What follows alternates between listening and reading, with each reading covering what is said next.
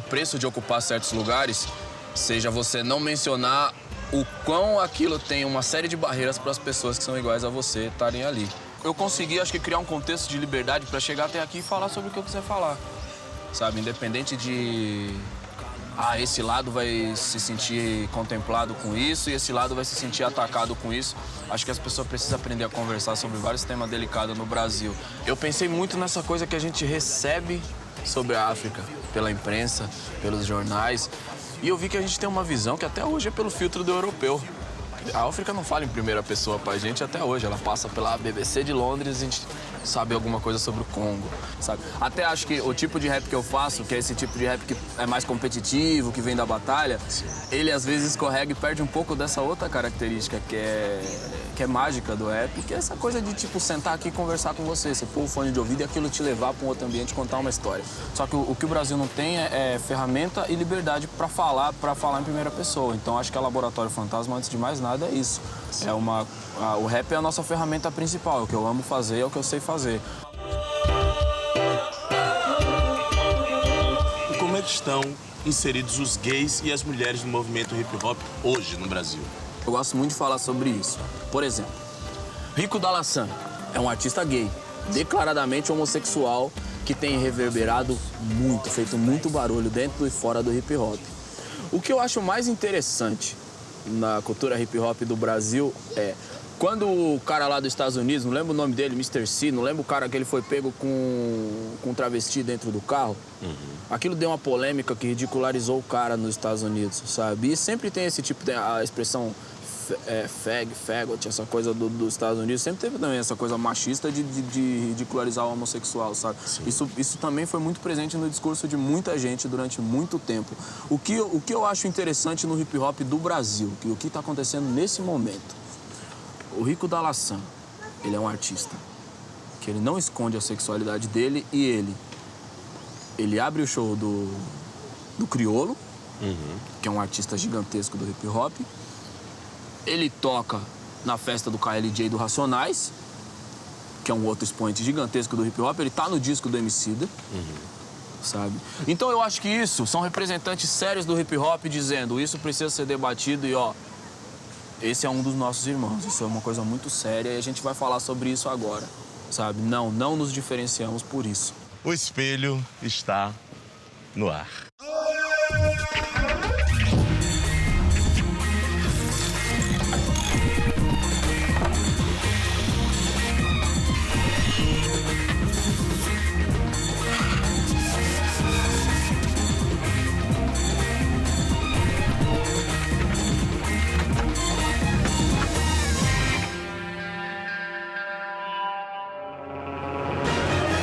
Fazer rap não, na moral, o rap me escolheu porque eu aguento ser real. Como se faz necessário, tiozão?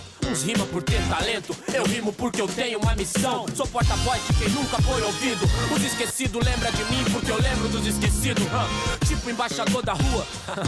Só de ver o brilho no meu olho, os falsos já recua. Vários cordeiros velhos de novo gritando que tá pronto. Eu vi, não é de pegar o dinheiro igual puta faz ponto. Aqui tem meu confronto em si. Uma vez um jornalista me perguntou afirmando que o hip-hop era um movimento machista. E acho muito delicado quando as pessoas fazem essa declaração, sabe? O hip-hop não é um movimento machista, a essência do hip-hop não é machista. Se você for pegar a história do hip-hop, tem uma série de mulheres que foram muito importantes, tanto no Brasil, se você pega a Sherry Line, Dinadi, Ieda Hills, a Nega Giza. Você já se perguntou o que você tá fazendo aqui? Veio pra passear? Pra se distrair, você tá de passagem, quer viver essa viagem. O tempo voa e cada um tem uma milhagem. Não perca tempo de ser feliz, dê valor de onde vem a sua raiz, cada ser tem uma missão. Descubra a sua, não é mentira, não é a verdade nua e crua. Já descobri a minha, Todas essas mulheres, elas lutaram muito. Isso eu tô fazendo um recorte minúsculo da cena, sabe? Se a gente pegar big girls, grafiteiras, tanto no Brasil quanto na América Latina e até na história dos Estados Unidos também, elas sempre tiveram um papel muito importante, muito representativo, entendeu? Só que as pessoas grudam essa outra narrativa porque elas querem taxar o hip-hop de um movimento.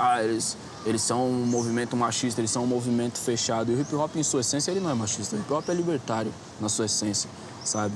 Ele fala sobre liberdade. Eu tava ouvindo o KRS-One falar sobre isso. Achei muito bonito que ele disse que hip hop, no final das contas, é sobre maturidade. É maturidade. Hip hop é sobre homens e mulheres livres. Ele faz uma piada que ele diz que também tem o hip hop dos garotos. Que o hip hop dos garotos é o hip hop do carrão, que você quer impressionar, e as meninas e tal. Esse é o hip hop dos garotos e a gente entende que ele exista e tá tranquilo. Mas o hip hop, a essência dele é sobre maturidade. Para que homens e mulheres sejam livres. Sabe? É sobre isso que a nossa cultura fala. Quando o jornalista me perguntou isso afirmando, eu contei pra ele essas 3 coisas sobre o Rico, que eu acho que... E sobre outros artistas também que reverberam, que circulam, mas que não alcançam a mídia. Entendeu? Então, se você olhar o Brasil e querer entender o hip hop brasileiro pelo que passa na televisão, você não vai entender nada. Injeção da Lívia Marini, eu sou um hit machine, desde as matinê, imagina. Achou que eu tava louco de martini, pô, entre tiras e dealers, eu não entro nessas filas, sou fina. Primeiro do ramo, afirma, driblo que a vida é destina, entre mexer e cafetina. Eita, sou filho de mãe nordestina, dei minha cara na Medina, pô, traição não combina, eis aqui. Se você vai até o Congresso Brasileiro, talvez ele seja o melhor símbolo de que o Brasil não tá lá dentro. Mas se você olha o IBGE das pessoas que se declaram pretas e pardas, acho que a gente chega o quê? A uns 60% hoje. Isso não elege deputados, isso não elege presidentes que eles representem? Mas você tem uma construção que é mais profunda do que isso, simplesmente, sabe? Você tem 60%. Na Argentina, eles têm 2% de preto. Sabe? Tem uma associação na Argentina que chama Diáspora Africana Argentina. Já ouviu falar disso? Não. É foda também, não. Um dia eu fiquei louco com essa parada. Como que esses caras teve escravo a vida inteira e agora não tem um preto lá? Eu fui pesquisar, achei essa associação lá, eles têm 2% de preto na Argentina. Se essa população não tem consciência de quem ela é, e eu acho que tem uma coisa muito importante da gente conversar, falando sobre o Brasil, a gente tem falado muito da crise econômica e a gente precisa realmente falar disso e resolver isso. Mas a gente tem uma crise de representação gigantesca, a gente tem uma crise de identidade. O brasileiro nem sabe quem ele é, entendeu? E ele precisa refletir sobre quem ele é. Então, se você tem 60% das pessoas que se declaram negras e pardas, principalmente porque depois da inclusão das cotas, de algumas ferramentas, uns mecanismos de mover dinheiro para o social, isso fez com que as pessoas falassem mais sobre isso, sabe? Eu lembro que eu não tinha uma reflexão sobre a cor da minha pele até uns 18 anos de idade, quando eu fui pro exército, sabe? Eu só sabia que eu era mais escuro que as pessoas e que eu era mais zoado por isso, sabe? Mas eu não sabia exatamente, tipo, não tinha isso que eu tô te falando aqui agora, foi uma coisa que eu fui me descobrindo, sabe? Foi uma coisa que você vai atrás de encontrar referências positivas sobre você. Então, se esses 60% não encontram mecanismos para saber quem eles são e para saber quem são as pessoas que podem representar eles, então, sabe, é aquela coisa de que o leão não conta a história, o leão não escreve e o caçador que vai contando a história. Esse é um dilema profundo. Então, por isso eu acho que nós não temos 60% de representantes dentro do Congresso. Justamente por isso, por causa do estereótipo que é criado também, dos milhares de estereótipos negativos que são associados à pele mais escura. Que testemunho, vermelho, sangue na unha, sem nome, várias alcunhas dentro da bolsa que punha. Garota, propaganda da cidade fria e seus caminhos. 1 milhão de seres sozinhos. Sonha como se não vivesse, vive se perguntando por que não morre. Mistura lágrima e suor no corre. Conta dinheiro no banco do passageiro e só. Que vira leite pro filho ou 15 gramas de pó. Foda-se se é erro, quem fez o certo, Jesus. E 6 agradeceram como, pregando ele numa cruz. Eu acho que é isso, acho que nossa função é aquilo que eu te falei no começo. A gente precisa criar os espaços para que as pessoas sejam elas. Se elas são negros, homossexuais, mulheres, indiferente. Eu só preciso não ser o problema dessas pessoas. Eu não posso ser a barreira que vai calar o discurso delas. Só isso, entendeu? Todos nós fomos educados de uma maneira muito torta, sabe? Acerca do outro, entendeu? E eu acho que o que a gente pode fazer é admitir que a gente está em obra e que a gente está corrigindo isso. Estamos em obra. Estamos em obras, é isso. Vamos lá. Trepadeira. O que é que aconteceu com Trepadeira? Trepadeira foi uma música que algumas pessoas chamaram de machista. Por quê? Cara, na verdade eu acho que, enquanto artista, acho que eu tenho que tocar no tema que eu quiser. Eu tava vendo uma entrevista do Will Eisner, uma das últimas que ele fez antes de falecer, e tem uma cena que o Spirit dá um tapa no rosto da Ellen Dolan. E o Frank Miller, né, porque o Frank Miller já é mais jovem, então ele fala sobre isso. Você não pensou nesse contexto de como você seria julgado no contexto de hoje? Aí ele falou que ele gosta de pensar que ele escreve para uma audiência que tem maturidade para interpretar o texto. E eu acho que isso é muito importante, entendeu? Principalmente pra gente que é cronista do dia a dia, sabe? Da realidade. Trepadeira é uma música que nasceu, é uma música divertida. Dentro do disco, é uma música divertida. E que nasceu num contexto de uma coisa muito humorística, tipo, sabe? Eu nunca ouvi um rap de dor de corno. Saca? E tipo, pô, nunca tem um rap que tipo, o cara termina chorando, a mulher vai embora, a mulher vai feliz. E trepadeira é isso, sabe? Trepadeira é tipo uma... Você usa vários termos botânicos. Eu fiquei enchendo o saco da minha mãe, porque minha mãe entende de planta. Eu fiquei enchendo o saco da minha mãe falando que eu tava fazendo essa música. Eu fui pegando o nome de um monte de planta que podia ser sinônimo de elogio de comportamento feminino, sabe? Tipo, ela é uma margarida, sabe? Nossa, ela parece uma rosa. E fui montando a música pensando muito nisso, sabe? Nunca pensei que isso fosse ser interpretado como essa música é machista ou coisa desse tipo. Margarida era rosa, bela, cheirosa e grampola, tipo Casa das Camélias, gostosa.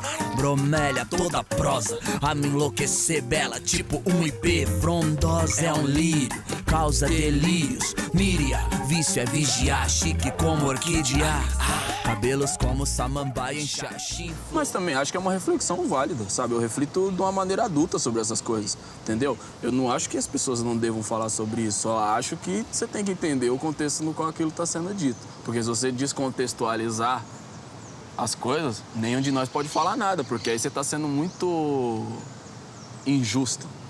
Eu acho que o que aconteceu foi uma injustiça com a música, sabe? No final das contas, aconteceu uma coisa que eu acho que reverberou, levou a música para mais gente, porque é uma polêmica também, todo mundo vai ver se a música é aquilo mesmo, e mais gente alcançou. Agora eu tava numa cidade lá no sul que chama São Leopoldo. Sim. Ninguém pensa em preto quando fala em São Leopoldo. Uma mina preta chegou pra mim e falou assim, sabe, depois que eu ouvi Trepadeira, eu comecei a andar com o cabelo solto. Nem eu entendi nada, eu vou tentar entender, você vai pensar. E ela tá lá feliz, porque depois que ela ouviu Trepadeira, ela achou que ela tinha que andar com o cabelo solto. E eu não pensei em momento algum que as pessoas ia chegar nesse ponto a partir dessa música. Aquilo era uma música divertida que, tipo, mano, um cara queria um relacionamento monogâmico com uma mulher e ela queria viver a vida do jeito dela, com vários relacionamentos. Ele termina a música chorando e ela vai embora feliz. Só que não foi esse o entendimento. Esse é o primeiro rap de dor de corno da história do Brasil. Talvez seja, tomara que seja.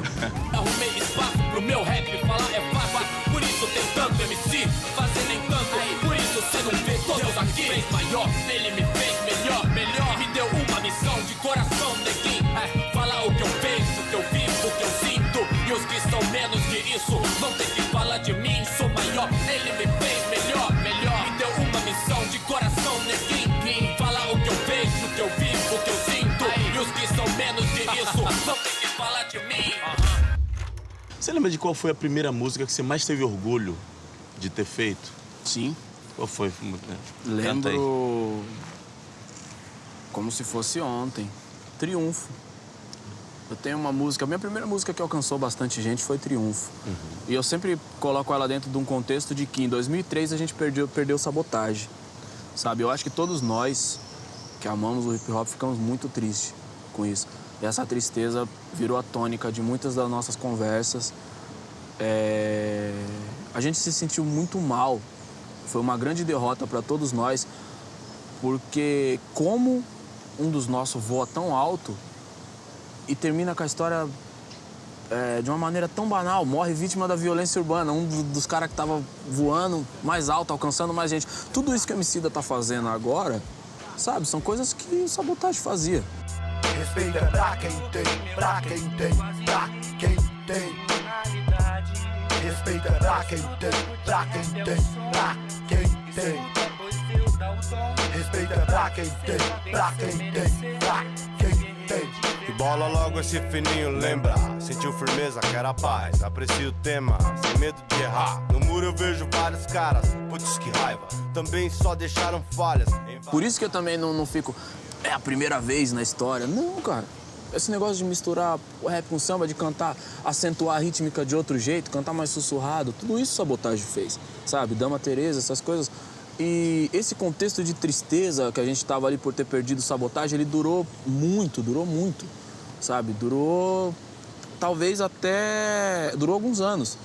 Então, o Racionais também tava sem lançar disco, também é uma coisa que move bastante o hip-hop. O último disco do Racionais era de 2002, né? O de inéditas. Então a gente tava com uma energia pra baixo nessa época. E acho que Triunfo foi uma música que eu fiz querendo falar pros meus irmãos, na rua, pra minhas irmãs. Mano, levanta a cabeça aí, mano, sabe? Vamos voltar pra arena, sabe? Vamos lutar. A gente merece essa vitória, sabe? A gente merece essa vitória pelo Sabotagem, inclusive, sabe? E quando essa música saiu... eu já tinha participado dos torneios de MC, já tinha me tornado mais conhecido graças a eles. E aquilo ganha um outro ar, porque aí eu já não era mais um cara desconhecido cantando sobre vitória. Eu era um cara que tinha um histórico de batalhas e um histórico de vitórias, muitas vitórias, inclusive, e que tava falando, e que tinha convertido aquela comemoração que poderia ter, tinha todo o direito de ser uma comemoração egocêntrica numa comemoração plural. Acho que essa vitória talvez seja um marco para que a gente tudo se levante, sabe? Então eu acho que Triunfo tem um marco importante na minha vida por causa disso. A vida levou cada um de nós pro canto, tormento. Se espalha como estrelas sóis, folhas ao vento. Eis que tanto tempo após, 4 elementos, minha família... Você tem religião? Acredita em Deus? Acredito. Qual é a sua religião?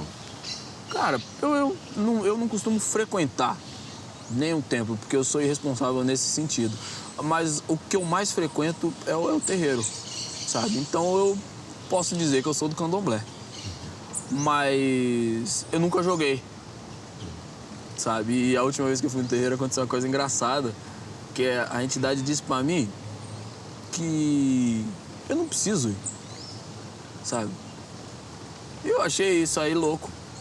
Falou assim, não, você pode vir, lógico, não tô dizendo pra você não vir. Mas você também não tem essa obrigação de ficar preso a um lugar. Você tem que ficar preso à sua retidão, ao seu caráter, ao que você considera certo, sabe? Talvez sua religião seja um caminho de canalizar isso, só, sabe? De olhar pro outro e ter essa capacidade de empatia. Ontem aconteceu um bagulho muito bizarro, cara. Tipo, eu postei uma imagem de Iemanjá no Instagram, um cara escreveu Emicida, você sabe que ela é um demônio. Eu escrevi pra ele, eu te bloqueio ou você se deleta? O povo ri, o povo adora essas coisas, né? Só que eu acho que tem uma parada muito louca, assim, do candomblé, não só da visão do misticismo, não é... Isso é uma coisa que me encanta muito, sabe? Tem aquele livro da Mãe Stella, E o Encanto se Fez, esse livro é incrível. Mas tem uma coisa de história pra gente, principalmente, sabe? A gente não tá no livro de história oficial. O candomblé é uma maneira incrível da gente se conhecer, sabe? Então eu não acho que todos os pretos do mundo têm que ser adeptos do candomblé. Mas eu acho que eles têm que ter um respeito muito grande para aquilo, principalmente como uma das únicas narrativas que não foram destruídas pela escravidão, sabe? Que foram interrompidas, mas que se reconstruíram devido à força ancestral que elas têm. Então eu olho muito pro candomblé também como um grande livro de história aberto, sabe? Onde você tem todos os orixás e aquilo fala muito de pluralidade para mim. Aquilo fala muito de... Porque o candomblé na África é outra coisa, na Nigéria você vai é outra coisa, em Cuba é outra coisa, nos Estados Unidos praticamente não existe, né? Porque o tambor também foi crime lá durante muito tempo. E o que resta pra nós, forca ou amor, força de um tambor de pele ou de chumbo, seja como for, livre ou no jumbo, raiz fica no riso dos pobres da cidade mais rica. Eu vou pintar o rosto. Uma vez uma menina branca me disse uma parada que eu achei muito foda e eu não entendi na hora que ela falou. Ela falou pra mim assim, sabe o que eu mais admiro nos pretos? Que eles é um povo que não se desligou da terra. Na minha cabeça, de menino da cidade do Sudeste, eu pensei, pô, ela tá chamando nós de caipira. Só que eu não briguei, eu fui pra casa pensando. E aí depois eu cheguei à conclusão, principalmente depois de ir pra África, que aí eu já tinha entendido o que ela tinha dito. O candomblé é sobre as forças da natureza. É sobre eu e aquela árvore ali ser irmão. A gente tá vivendo esse tempo, compartilhando esse tempo, sabe? E acho que foi isso que ela quis dizer. Foi da gente continuar se vendo como parte do todo, não como dono do todo. E isso é fundamental na sua visão de mundo. Aconteceu uma coisa em Cabo Verde, quando eu tava agora gravando o disco. Pô, é emocionante. A Neuza, que é uma senhora, tem um grupo musical que chama Batucadeiras do Terreiro dos Órgãos. Elas gravaram alguns corais no disco. Ela pegou na minha mão, me levou para fora da casa dela, lá no Terreiro dos Órgãos, e apontou para as montanhas, e tava um tempo muito seco em Cabo Verde. Então, lá em praia, as montanhas estavam secas, tava meio marrom, meio cinza. E ela falou, eu queria te pedir desculpa. Porque, em geral, essa montanha aqui, ela é repleta de flores. E bem na vez que você veio, a gente tá atravessando essa seca, a gente não tem uma flor para mostrar para você.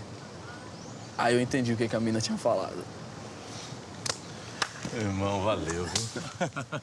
Era um cômodo incômodo, sujo como um dragão de cômodo, úmido. E eu, homem da casa, aos 6 anos, mofo no canto, todo, TV, engodo, pronto pro lodo, tímido, porra, somos reis. Mano, olhos são eletrodos, sério, e o topo, trombo corvos num cemitério de sonhos, graças a leis, planos, troco de jogo, vendo, roubo, pus a cabeça a prêmio, ingênuo, eu colhi sorrisos e falei, vamos, é um novo tempo, um momento pro novo, ao sabor do vento eu me movo pelo solo, onde reinamos, pondo pontos finais na dor, como Doril e Anador. Somos a luz do Senhor e pode crer, tamo construindo, suponho não. Creio, meto a mão em meio à escuridão, pronto, acertamos. E o nosso sorriso sereno, hoje, é o veneno pra quem trouxe tanto ódio pra onde deitamos.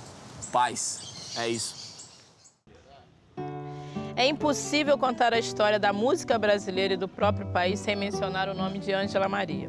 Sua popularidade assombrosa fez colecionar recordes ao longo da vida. Foi a cantora da sua geração que mais vendeu discos e a que durante mais tempo foi apontada como uma das mais populares do Brasil, nada menos que 3 décadas. Fora isso, teve mais de 50 canções em paradas de sucesso e ganhou uma centena de troféus.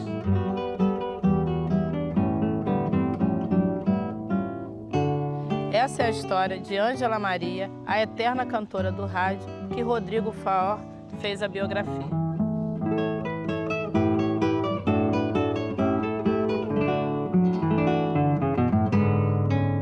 Gostou da nossa dica? Visite o nosso site.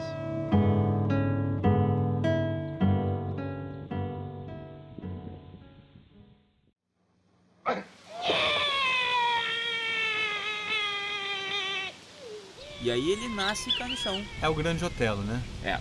Mas o pai é a mãe dele? Não, a mãe é a mãe, mas é um homem. Não entendi. É simbologia. Mas parece coisa de cavalo marinho. Simbologia.